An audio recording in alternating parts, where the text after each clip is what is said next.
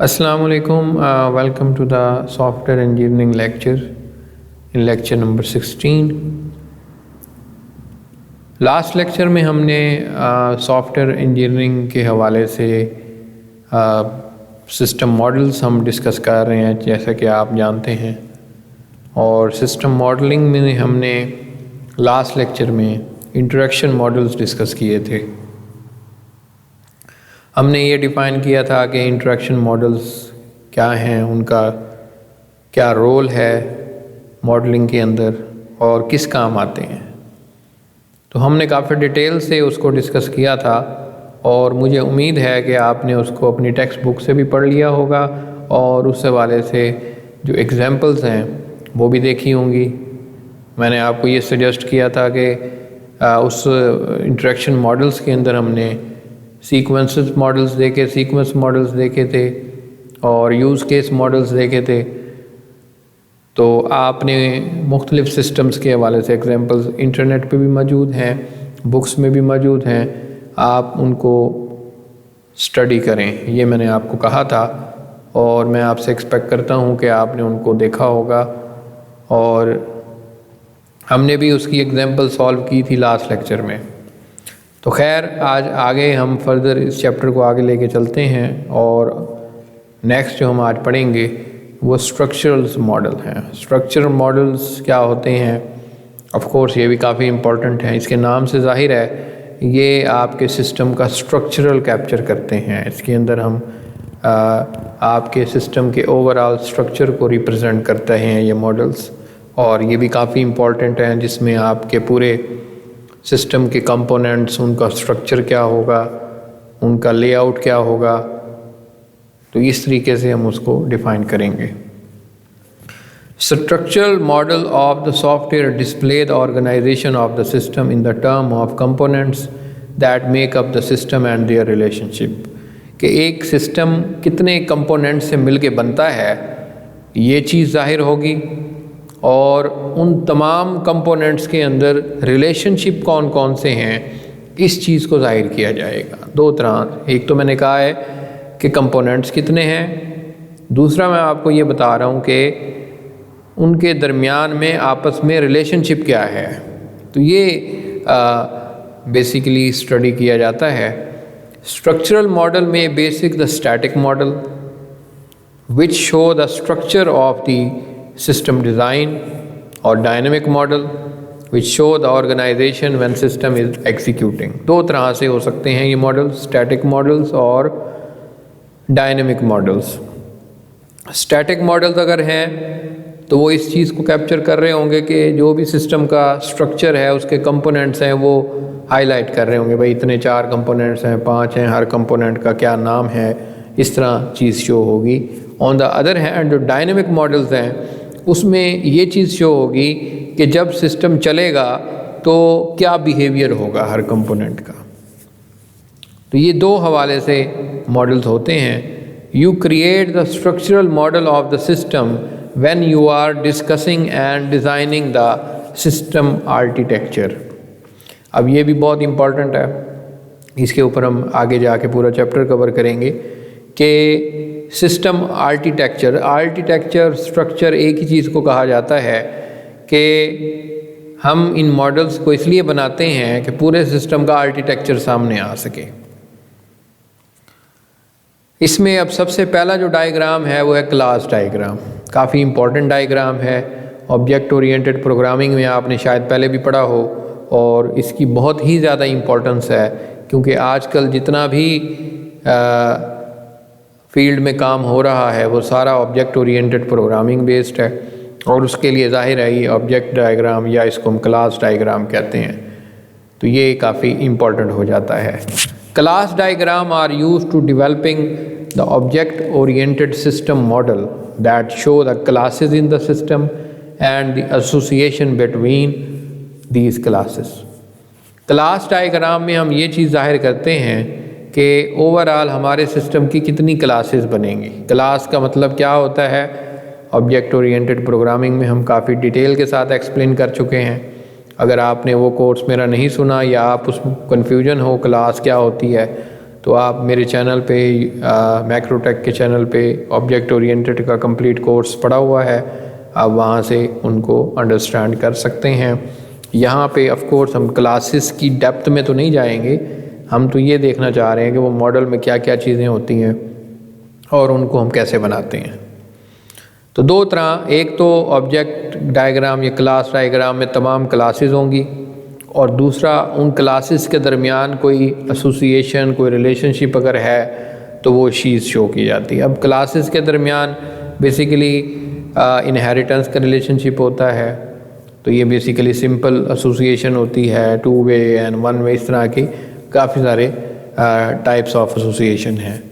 Association is a link between of the classes that indicates their some relationship between these classes. यानी association दो classes के दरमियान एक link होता है, और उसका मतलब ये है कि दोनों क्लासेस के दरमियान क्या रिलेशनशिप है। When you are developing models during the early stages of the software engineering process, the object represents the something the real world, such as the patient, prescription and doctor.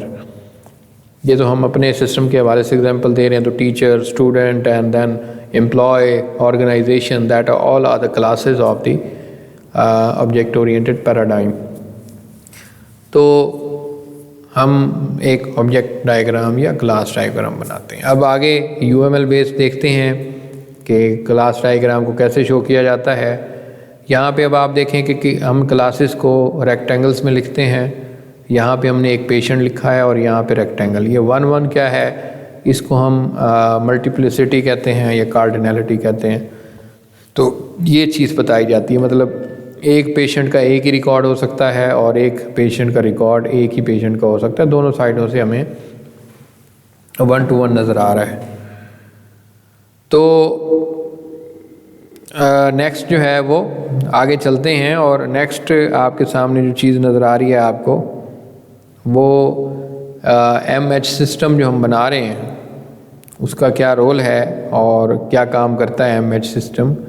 पहले भी हम इसके काफ़ी सारे मॉडल्स पढ़ चुके हैं, और इस तरीके से हम ये अब आपके सामने एक कंप्लीट मॉडल आपके सामने आ गया, और इसको आप देख सकते हैं। काफ़ी सिंपल मॉडल है, और इसमें आपको मुख्तलिफ क्लासेस नज़र आ रही हैं, जिसमें कंसल्टेंट की क्लास है, कंडीशन है, पेशेंट है, जर्नल प्रैक्टिशनर्स है, और इसके अलावा आपको नज़र आ रहा है इसके अंदर कंसल्टेशन, हॉस्पिटल, डॉक्टर और ट्रीटमेंट। तो मुख्तलिफ़ किस्म की क्लासेस आपको नज़र आ रही हैं इसमें, और हर क्लास का ज़ाहिर है अपना रोल है। तो इस तरह हो सकती हैं क्लासेस। यहाँ पे उनकी एसोसिएशन भी दिखाई गई है, जैसे पेशेंट की डायग्नोसिस विद पेशेंट, यानी एक कंडीशन जो है वो कई पेशेंट्स की हो सकती है, ये है 1 और ये है स्टार, इसका मतलब है 1 to many। और एक पेशेंट्स की एक कंडीशन भी हो सकती है, मल्टीपल कंडीशंस भी हो सकती हैं। मिसाल के तौर पर यहाँ पे अगर एक पेशेंट को जो है वो अगर फर्ज करें खुदा न खास्ता कोई डायबिटीज़ की मर्ज़ है, तो उसकी कंडीशन डायबिटीज़ वाली कह लें आप उसको। और या ऐसा भी हो सकता है, यानी एक पेशेंट को डायबिटीज़ हो सकती है या और भी कोई साथ बीमारी हो सकती है।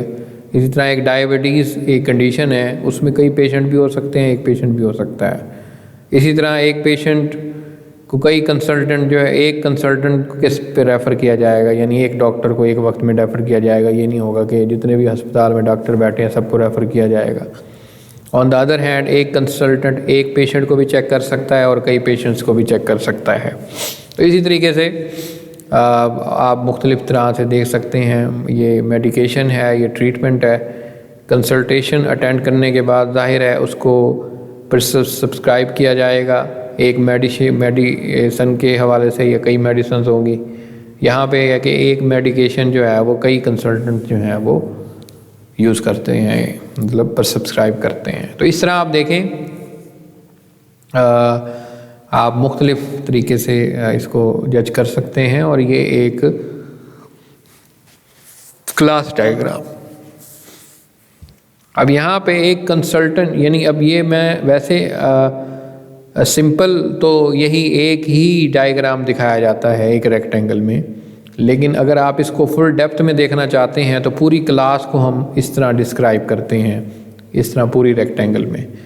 कंसल्टेंट की हमने क्लास ली है, इस तरह बाकी क्लासेस भी जो हमने दिखाई हैं वो सारी होंगी। और इसमें आप देखें कि कंसल्टेशन के अंदर हमने ऊपर इस एरिया में हम एट्रीब्यूट्स या करैक्टरिस्टिक्स शो करते हैं, और सेपरेशन के बाद हम आगे बिहेवियर या ऑपरेशंस शो करते हैं या फंक्शंस शो करते हैं जो कि इस क्लास के रेलिवेंट है। जैसे कि कंसल्टेंट डॉक्टर्स हैं, डेट और टाइम हो सकती है, क्लिनिक, रीज़न, मेडिकेशन पर subscribed, treatment, voice notes, transcript, इस तरह के कई एट्रीब्यूट्स हो सकते हैं। ऑन द अदर हैंड दूसरी साइड पे आपको मेथड्स नज़र आ रहे हैं। न्यू कंसल्टेशन मेथड है, पर सब्सक्राइब का मेथड है, रिकॉर्ड नोट्स का मेथड है, ट्रांसक्राइब का मेथड है। तो ये अब आप देखें कि ये क्लास कम्प्लीटली मुझे नज़र आ रही है।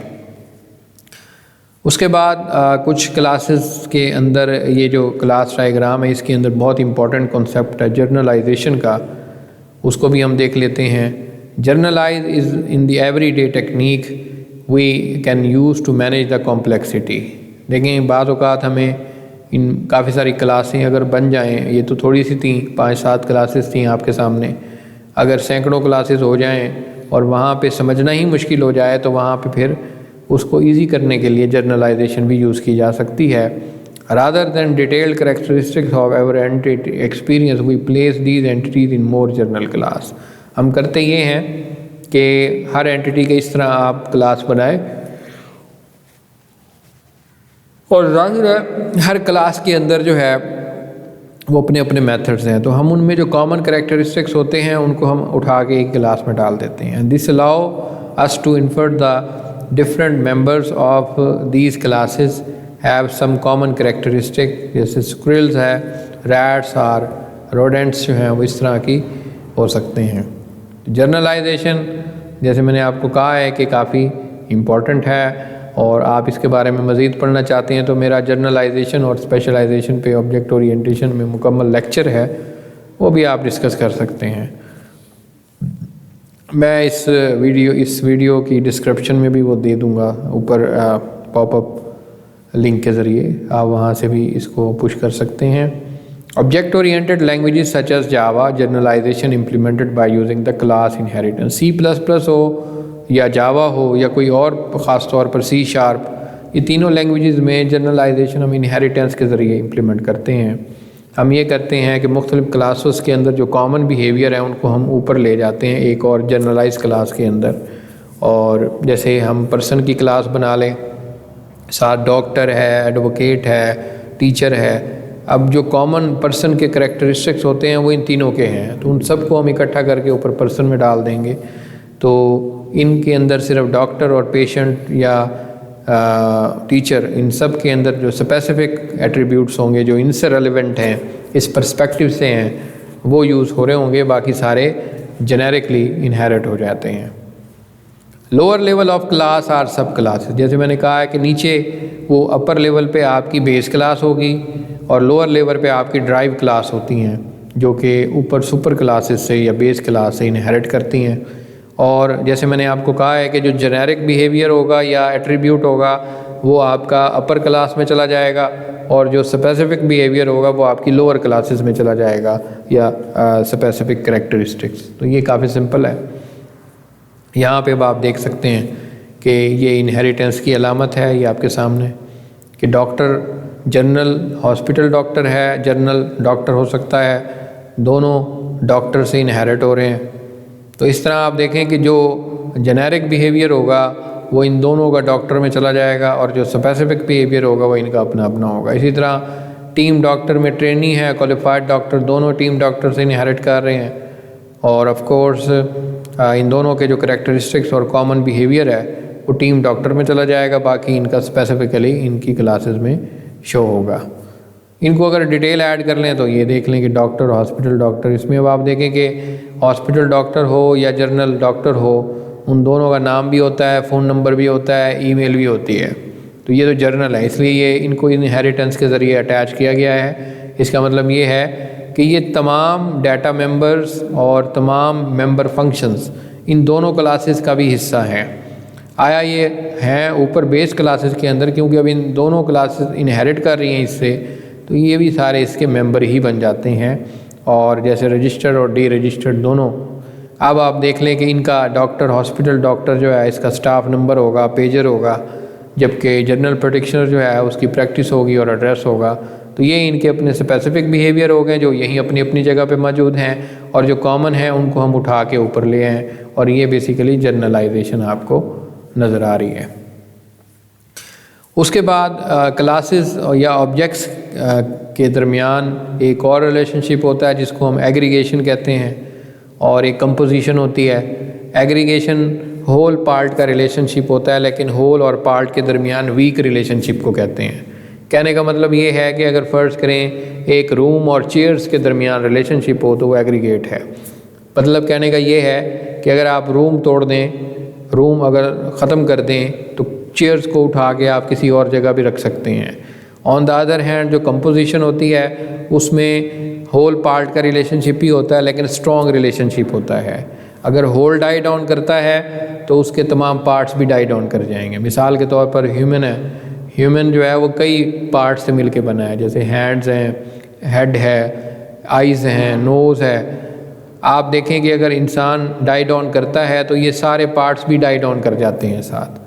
तो ये एक एग्जांपल मैंने आपको दी है कंपोजिशन के हवाले से, जो कि स्ट्रॉन्गर रिलेशनशिप को ज़ाहिर कर रही है। और ऑन द अदर हैंड मैंने रूम और चेयर्स की जो आपको एग्जांपल दी है वो भी होल पार्ट का ही रिलेशन। होल का मतलब ये है कि वो रूम, और पार्ट मतलब उसके अंदर कंटेन कर रहे हैं। इसको कंटेनरशिप भी कहा जाता है, कंटेनशिप। तो कंटेनरशिप भी कहते हैं इसको। और जैसे मैंने अभी आपको कहा है कि एक होल पार्ट रिलेशनशिप के अंदर अगर होल डाई डाउन करने से उसके पार्ट्स पे कोई इफ़ेक्ट ना पड़े तो वो एग्रीगेशन है, और अगर होल डाई डाउन करने से पार्ट्स भी डाई डाउन कर जाएं तो वो कंपोजिशन है। तो दोनों को मैंने यहाँ ज़ाहिर कर दिया है। तो यहाँ पे aggregation shows how classes are collection are composed of other class, यानी एक क्लास कई और क्लासेस से कंपोज होके बनती है या कलेक्ट होके बनती है। Aggregation model are similar to the part of the relationship in semantic data. तो यहाँ पे अब आप देखें, इसको हम अनफिल्ड डायमंड से शो करते हैं। अगर वो कंपोजिशन है तो उनको फिल्ड डायमंड से शो किया जाता है। ये सर जो डायमंड होगा ये ब्लैक कलर का होगा, फिल्ड, तो वो कंपोजिशन होती है, और अनफिल्ड हो तो वो एग्रीगेशन होती है। मिसाल के तौर पर पेशेंट का रिकॉर्ड जो है वो पेशेंट और कंसल्टेंट दोनों से मिल के बनता है। अगर फ़र्ज़ करें कि पेशेंट का रिकॉर्ड ख़त्म हो जाता है तो पेशेंट ख़त्म नहीं होते, साथ कंसल्टेंट भी ख़त्म नहीं होते। तो होल पार्ट का ये अब आपको रिलेशनशिप नज़र आ रहा है।